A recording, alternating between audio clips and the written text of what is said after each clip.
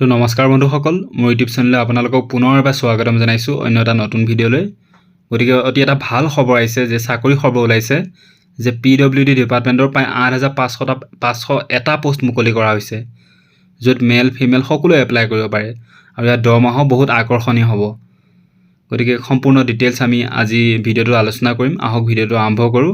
তাৰ আগতে মোৰ চেনেলটো যদি আপোনালোকে নতুনকৈ আহিছে তেন্তে ইয়াক ছাবস্ক্ৰাইব কৰি ল'ব নাপাহৰিব। তো হওক আমি গোটেই অৰ্গেনাইজেশ্যনৰ নাম হৈছে PWD অৰ্থাৎ পাব্লিক ৱৰ্কছ ডিপাৰ্টমেণ্ট, ঠিক আছে। আৰু পোষ্টটোৰ নাম হৈছে ক্লাৰ্ক ষ্টাফ, একাউণ্ট, ছুপাৰভাইজাৰ, এনেকুৱা ধৰণৰ পোষ্টবিলাক আছে, ঠিক আছে। 8,501টা পোষ্ট আছে আৰু এপ্লাই ষ্টাৰ্টিং ডেট আজি কাইলৈৰ ভিতৰত আৰম্ভ, অৰ্থাৎ মে 3 উইকত ষ্টাৰ্ট হৈ যাব। মে 3 উইক মানে 21 তাৰিখ 22 তাৰিখৰ ভিতৰত ষ্টাৰ্ট হৈ যাব আৰু লাষ্ট ডেট জুনৰ 3 উইকলৈ চলি থাকিব, ঠিক আছে। আৰু এপ্লাই মোড অনলাইন।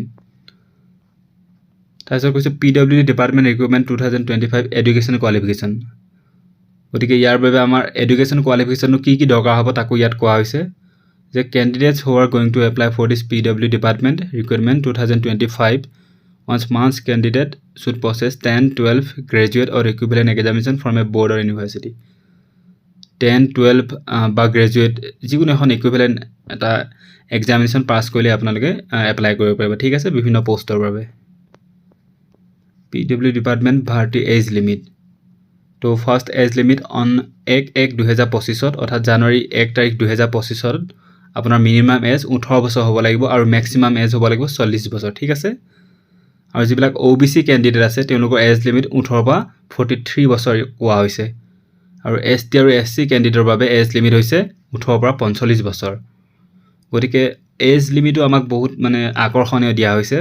আপুনি যদি 45 বছৰ বয়সৰ এজন নাগৰিক হয় তথাপি আপুনি ইয়াৰ কাৰণে এপ্লাই কৰিব পাৰিব।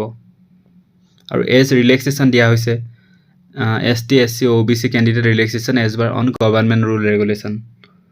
ইয়াৰ সম্পূৰ্ণ ন'টিছ ডিটেইলছ আকৌ ভালদৰে দিয়া হ'ব। এতিয়া খালি প্ৰকাশ কৰা হৈছে যে 8,501টা পোষ্ট মুকলি কৰা হৈছে। আৰু ক্লাৰ্ক ষ্টাফৰ কিমান দৰমহা পাব? 4,500, একাউণ্টছ এণ্ড ছুপাৰভাইজাৰ 4,001 টকা। এইটো ক্লাৰ্ক ষ্টাফৰ এইটো ভেকেঞ্চি। ক্লাৰ্ক ষ্টাফৰ কাৰণে 4,500টা ভেকেঞ্চি আছে আৰু একাউণ্টছ এণ্ড ছুপাৰভাইজাৰৰ কাৰণে 4,001টা পোষ্ট আছে।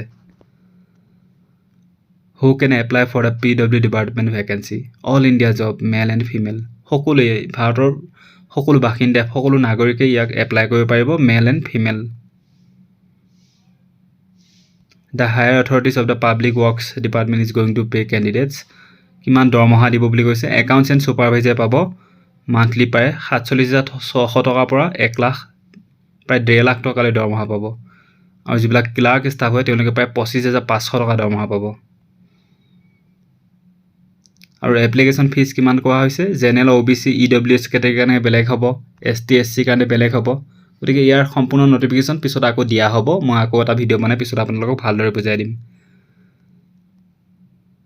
আৰু ইয়াৰ প্ৰচেছটো কি? Selection process. প্ৰথমতে এটা অনলাইন এক্সাম হ'ব, তাৰপিছত আপোনালোকৰ ডকুমেণ্টবিলাক ভেৰিফিকেশ্যন হ'ব, তাৰপিছত এটা মেডিকেল টেষ্ট হ'ব, ঠিক আছে। PWD department recruitment required document. আপোনাক কি ডকুমেণ্ট দৰকাৰ হ'ব? ফটো এণ্ড ছিগনেচাৰ লাগিব, এডুকেশ্যন চাৰ্টিফিকেট লাগিব 10th আৰু 12ৰ, কাষ্ট চাৰ্টিফিকেট লাগিব, ডমিচিয়েল চাৰ্টিফিকেট লাগিব আৰু আধাৰ কাৰ্ড লাগিব ID প্ৰুফ হিচাপে, ঠিক আছে। গতিকে এইকেইখন আপুনি ৰেডি ৰাখিব।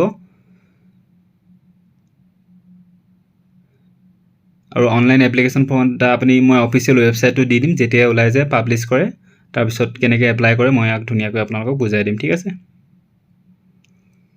তো ইয়াত কিছুমান ন'টিফিকেশ্যন দিয়া হৈছে এপ্লাই অনলাইন, ইয়াত ক্লিক হেয়াৰ কৰিবলৈ। তো সেইবিলাক আপোনালোকক মই ডেছক্ৰিপশ্যনত দি দিম, আপোনালোকে সেইবোৰ চাই ল'ব আৰু গোটেই ন'টিছখন ভালদৰে পঢ়িব, ঠিক আছে। গতিকে অতি এটা ভাল সুযোগ ওলাইছে, 8,501টা পোষ্ট মুকলি হৈছে। গতিকে বহুত বহুত শুভকামনা থাকিলে, আপোনালোকে জলদি এপ্লাই কৰিব লাগে। ধন্যবাদ। জয় আই অসম।